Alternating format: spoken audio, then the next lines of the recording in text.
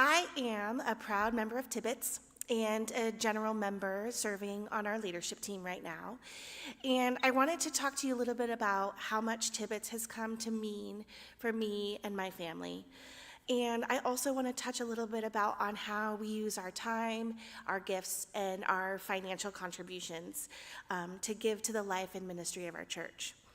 Many of you know Andrew, my husband, the handsome one back there.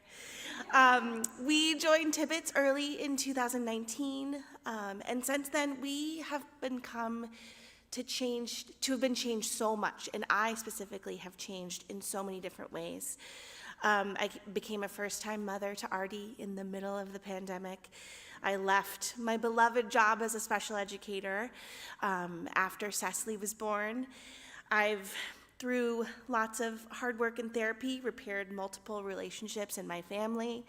I recently started dancing again after a 20-year hiatus, which has been a real awakening. I read my Bible, not as much as Sarah would like, but I do, and I try to discern and gain important wisdom from that.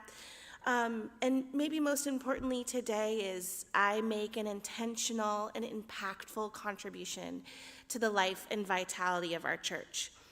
And, growing and changing is really hard. I think we've said that in a couple of ways today.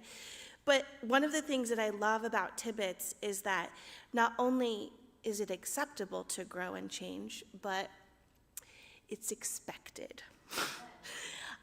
We are continually called to challenge one another and to move in directions that feed us, as well as our collective spiritual growth, and that's something that is been a real game changer and a real place of growth for me. In addition to that, there are sacred and foundational ways in which Tibbetts is important to me and my family. Artie and Cecily are beloved and seen for who they are, and I think week after week after week, you see that they're clearly very comfortable being exactly who they are. Every week, we walk up the hill and I say, Andrew, come as you are. Come as you are every week.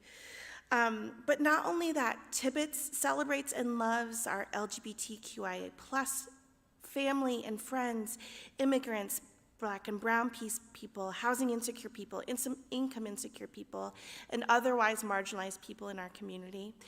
And it's a dynamic space that uses its resources to spiritually, emotionally, and physically care for people in all seasons of life.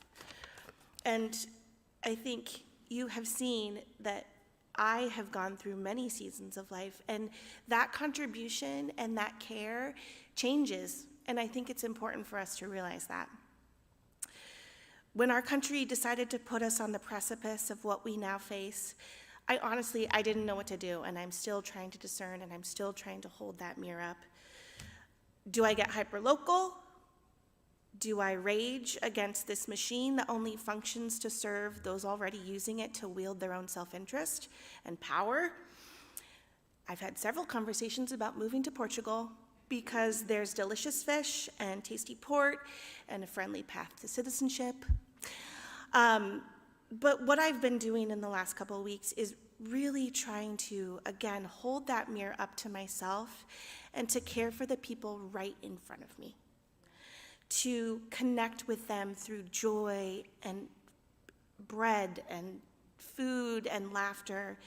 I've been talking to my friends whose physical and psychological safety have been compromised and are compromised. And I've been taking stock of how I show up for those people who are hurting.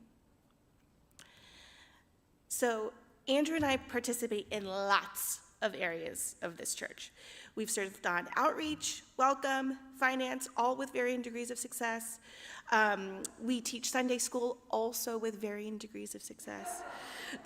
We cook for the welcome table, always delicious. I'm part of a bake club. We've been in Bible studies. Andrew sings in the choir. And I think most importantly, that I want to really connect with, we have deep and meaningful relationships with the people of this church. And through all of those ways that we contribute, those relationships are deepened and strengthened. These contributions not only serve to maintain the life of our church, but most importantly, they serve as a model for how I want my kids to show up in their communities. So as we approach this next year and that precipice, I encourage you to get curious about your gifts, the time you have, your resources, and how those things can contribute to the life and faith of our church. I know that whatever you give will help to feed not only your spiritual growth, but as well as the life and faith of this incredible place.